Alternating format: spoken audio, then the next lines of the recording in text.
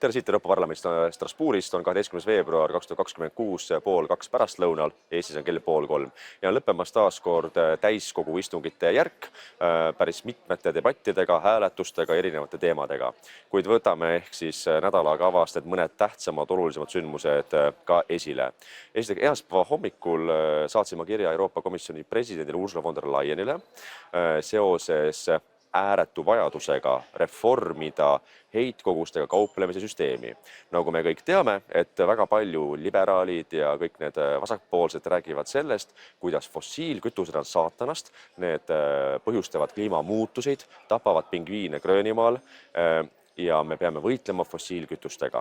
Ja seetõttu, mis on parim viis võitlemiseks, loomulikult maksustame. Aga seeläbi me maksustame just nimelt ettevõtjaid, kes loovad töökohti, maksavad riigikassasse tulu. Me maksustame inimesi, kes maksavad need kõrgemad hinnad kinni läbi bensiiniliitri hinna, läbi majade kütmise, läbi kõrgemate toiduhindade poodides, kuna kuidagi peab see toit sinna poodi jõudma ja tõenäoliselt mitte jalgrattaga, mida siis väntab Pärtel Peeter Pere, vaid ikkagi traditsiooniliste autodega, mis sõidavad bensiini või diisliga.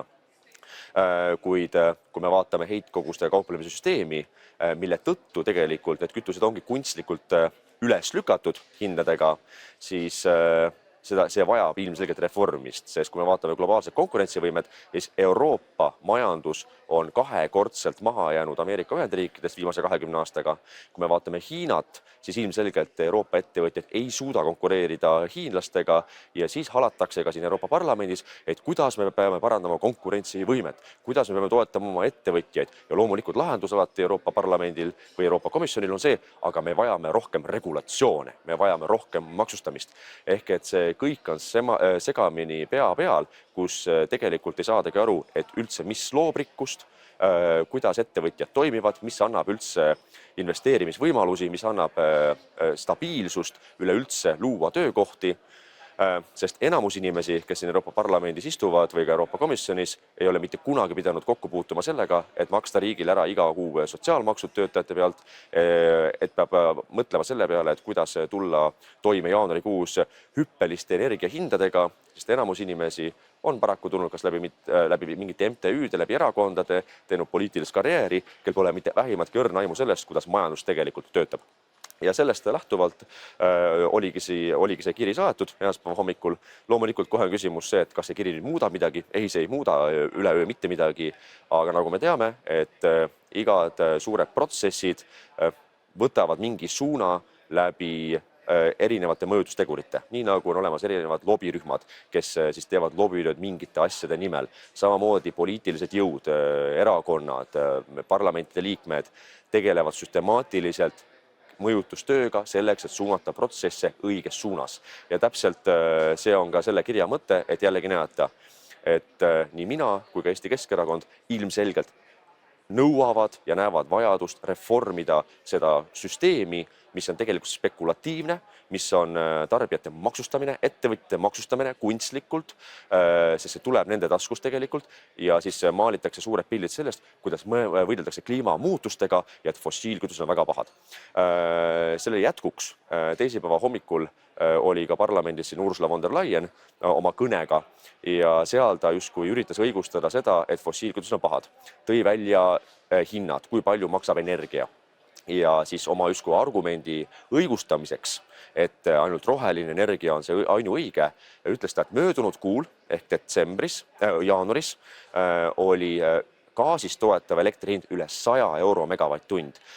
Tuumaenergia oli üle 50 euro megavatt-tund, aga päikeseenergia oli ainult 34 eurot megavatt-tund ja see justkui pidi siis tõestama, et näete, roheline siis taaskasutuse energia, päikese või tuuleenergia on kõige odavam ja see ongi siis lahendus kõikidele meie probleemidele Euroopas.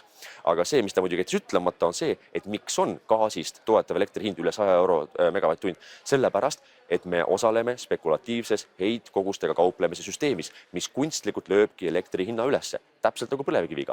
Põlevkivist toetav elektri oma hind on umbes 30–40 eurot megavatt-tund, ehk see on tohutult odav. See, mis teeb selle kalliks, on just nimelt täpselt CO2 maks, võrgukandetasud, kõik muud keskkonnatasud.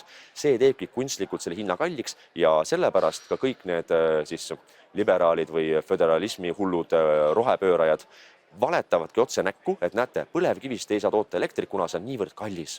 See on väga-väga paha. Seega paneme kõik põllud täis tuulikuid, katame põllud hoopis päikesepaneelidega, mis on 3-4 kuud aastas lume all. Ja see ongi siis lahendus justkui odavale elektrile. Ei. Probleem on just nimelt spekulatiivses süsteemis, mis tegelikult nöörib meie tarbijaid. Aga seega see näide sellest, kuidas von der Leyen valetab silmagi pilgutamata. Seejärel parlamendis teisipäeva hommikul oli debatt ka selle üle, et kuidas siis tugevdada Euroopa kaitsevõimet ja julgeolekut, igivana teema, kus kõik heietavad, kõik arvavad midagi ja keegi midagi ei tea. Ka mina pidasin kõne, lisaks Eesti saadikutest pidas kõne minu eest ka Mikser ja Terras, võib-olla keegi veel, aga mina oma kõnes, mis on ka leitav minu sotsiaalmeedialehtedel Facebookis, YouTube'is ja kodulehel jaakmadisson.ee. Oma kõnes ma ka ütlesin, et paraku pole midagi teha, et Euroopa selgroog majanduslikult ja julgeolekualaselt on ilmselt Saksamaa suurima majandusega. Aga kui Saksamaa jätkuvalt maksab ka selle aasta riigieelarvest peaaegu sama summa kliimapoliitika arvele, kui ta maksab julgeolekusse, siis ilmselgelt nad pole siiamaani aru saanud sellest, millest ameeriklased räägivad, et Euroopa peab suutma ka ise vastutada omaenda julgeoleku eest. Sama asi Prantsusmaaga. Prantsusmaa maksab selle aasta riigieelarvest umbes 50 miljardit eurot kliimapoliitika teostamiseks ja ainult 55 miljardit eurot kaitsekuludeks. Mis tähendab seda, mida ma ka oma kõnes ütlesin, et kas meile meeldib või ei meeldi, me ei saa loota ei sakslastele ega prantslastele, vaid kõige tähtsam on regionaalne koostöö eelkõige Balti riikide, Poola, Soome ja Rootsi vahel. Sest me saame aru meie enda julgeolekuohtudest, meil on sama ajalooline mälu, meil on sama ohutunnetus. Soomlastelt on meil ka väga palju õppida, kuidas nad on oma kaitsevõimet edendanud üle 50 aasta jooksul, kus neil on selgelt olnud põhimõte, et vähem möla, pikem samm. Ja nad on teinud seda väga edukalt. Seega regionaalne koostöö on ilmselgelt meie jaoks praegu tähtsam, kui loota selle peale, et sakslased kuidagi muretsevad tohutult meie Narva või Kohtla-Järve või Tallinna pärast. See on paraku reaalsus. Lisaks sellele oli teisipäeval siis siin esinemas ka ÜRO ehk Ühendatud Rahvaste Organisatsiooni Peaassamblee president, kelleks on Anna-Lena Baerbock. Tegemist on endise Saksamaa välisministriga, roheliste parteist, naisterahvas, umbes 45-aastane, keskealine, kes siis pidas kõne ÜRO nimel Euroopa Parlamendi liikmetele. Oma kõnes ta kõige rohkem rõhutas seda, et on vaja raha, kuna nende eelarve on kokku kuivanud, kuna enam Ameerika Ühendriigid ei maksa suvaliselt ükskõik milliste ÜRO projektide nimel 10 miljonid või 100 miljonit dollarid. Ja seega Baerbock oli väga mures, et ÜRO-l pole piisavalt rahalisi ressursse, neil pole finantse, et seega liikmesriigid makske rohkem, täitke oma kohustust. Loomulikult, makske rohkem, aga kelle taskust? Loomulikult meie enda maksumaksjate ettevõtjate taskust. Ja mille nimel? Selleks, et see raha ringeks kuidagi kolmanda maailma riikidesse, kus see põhimõtteliselt enamjaolt varastatakse ära kohalike siis poliitiliste liidrite poolt tegelikult. Aga mis oli eriti naljakas selle Baerbocki kõnes, mis oli siis täiskogul meil siin Strasbourgis, oli see, kuidas ta rõhutas, et tema on esimene naine ajaloos, kes on ÜRO Peaassamblee president. Ja kui oluline see on, et see, et naine on nüüd selle Peaassamblee president, on teinud ÜRO palju tugevamaks. Ja mul tekkis kohe nagu siis, tekkis ju kognitiivne dissonants, et kuidas pagan on see muutunud tugevamaks, kui sa just 2 minutit varem rääkisid, kuidas raha ei ole, kõik on väga raske, enam ei saa raha pilduda erinevatesse projektidesse üle maailma, et kuidas see on siis läinud paremaks, kui sina oled olnud selle ÜRO Peaassamblee president naisena, siis on ju hoopis vastupidi olukord, et te olete ju pankrotis, te ei saa enam elada sama mugavat elu ja 100 miljoneid keerutada kuskile kolmanda maailma riikide projektidesse. Et seega et see, et sa oled naine, ei mängi mitte mingit rolli. Vahet ei ole, kas sa oled mees või naine, küsimus on võimekuses. Aga juba asjaolu see, et sa oled roheliste parteist, Saksamaa endine välisminister, liberaal, näitab juba seda, et mitte asi pole selles, et sa naine oled, vaid sa lihtsalt ei ole võimekas paraku. Ja nende hulgas on ka mehi. Lisaks sellele, kui me räägime uuesti sellest heitkogustega kauplemise süsteemist ja minu kirjast Ursula von der Leyenile esmaspäeva hommikul, siis ma pean ära markeerima, et kolmapäeval toimus Antwerpenis, Belgias, Euroopa tööstusjuhtide koosviibimine koos siis ka Euroopa Liidu liidritega, kus oli ka Ursula von der Leyen, seal oli ka Saksamaa liidukantsler Friedrich Merz ja Prantsusmaa president Emmanuel Macron ja kolmapäeval ehk 2 päeva peale minu kirja saatmist von der Leyenile nii Merz kui Macron rõhutasid, et heitkogustega kauplemissüsteemi tuleb kas reformida või üldse ära kaotada. Ehk et Euroopa 2 suurima majandusega riigi juhid tunnistavad probleemi, et Euroopa majandus on ära tapetud bürokratiseerimisega, ülereguleerimisega ja ülemaksustamisega, õhust maksustamisega. Ehk ilmselgelt see suund täna Euroopas on see, et saadakse aru, et asi on omadega tuksis, 1000 töökohad kaovad, hinnad kasvavad raketi kiirusel kosmosesse ja sellega tuleb kiiresti tegutseda. Nii et asjaolu, et Eestis täna on kõige konkreetsemalt selle vastu seisnud ikkagi Eesti Keskerakond, mis näitab, et me oleme tegelikult põhiline alternatiivne partei reformierakondlikule valitsemisele, mis on Eesti tuksi keeranud. Kuid kui ma vaatasin ka just täna hommikul artiklit, kus küsiti siis ka Eesti seisukohta, et kas Eesti toetaks seda heitkogustega kauplemissüsteemi ehk spekulatiivse süsteemi kas kaotamist või reformist, siis ei, Eesti ei toeta seda, kuna me oleme saanud läbi selle niivõrd palju raha. Ja siin te näetegi seda suhtumist, sellist moonaka suhtumist Eesti riigi poolt, et me saame küll palju raha, aga kust see raha tuleb? See raha tuleb sellest, et Eesti suurpered, Eesti ettevõtjad peavad selle kinni maksma, oma uksed sulgema, inimesed lahti laskma. Selle arvelt tuleb see, et riik saab rahulikult mõnuleda, raha ringi keerutada ja Jürgen Ligi saab hakata selle plärtsuma ja paugutama midagi sotsiaalmeedias vahepeal peale trenni ja muidugi mitte selle asemel tööd teha. Ehk et see kogu see raha, need miljardid eurod nööritakse meie enda tööandjate ja tarbijate käest. Aga Euroopas üldiselt on selgelt suund näha, et see asi jätkuda nõnda ei saa. Ja lõpetuseks oli ka väga oluline hääletus Strasbourgis siin teisipäeval, mille kohaselt karmistatakse väga selgesti immigratsioonipoliitikat.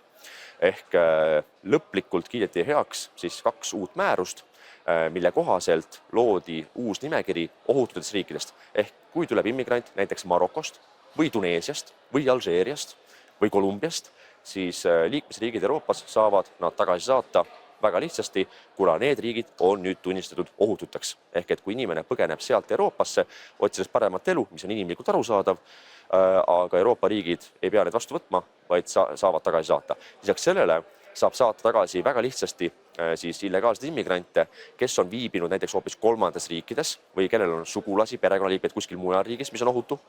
Neid inimesi saab samuti välja saata väga lihtsasti. Nii et suuremas jaos me saame täna öelda, et 2024. aasta Europarlamendi valimistel on ka tagajärjed, mis on õnneks positiivsed.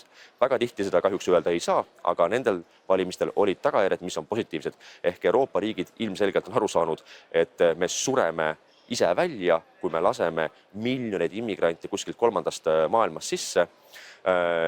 Me näeme seda Berliinis, me näeme seda Stockholmis, me näeme seda Brüsselis ja nüüd on kuidagi nagu aru saadud, et see asi on omadega tohutult põhjas.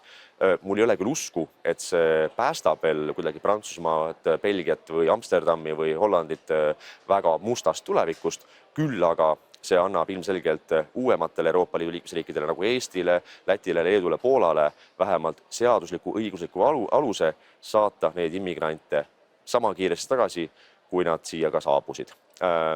Eesti saadikutest loomulikult hääletasin mina selle mõlema määruse poolt, sest see ilmselgelt annab rohkem hoobasid takistada illegaalset immigratsiooni ja annab need võimalused paremini selle vastu võidelda. Seniks aga ma soovin kõigile ilusat saabuvat sõbrapäeva, on veebruari keskpaik juba, on tunda juba kevade lõhna, vähemalt siin Strasbourgis ja ka Brüsselis. Eestis on veel mõnus talv, täna öösel jõuame tagasi Tallinnasse.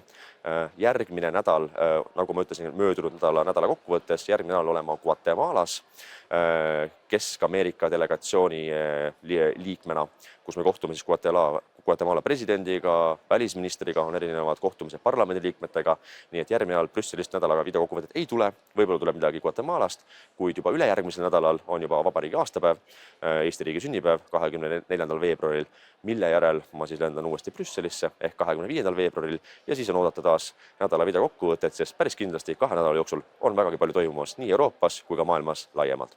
Olge terved ja tublid, pidage vastu, kevad pole kaugel ja üsna varsti on ka Eestis Reformierakond saadetud opositsiooni ja Keskerakond tuleb võimule selleks, et Eesti riik taas korda teha. Aitäh teile ja taas kohtumiseni!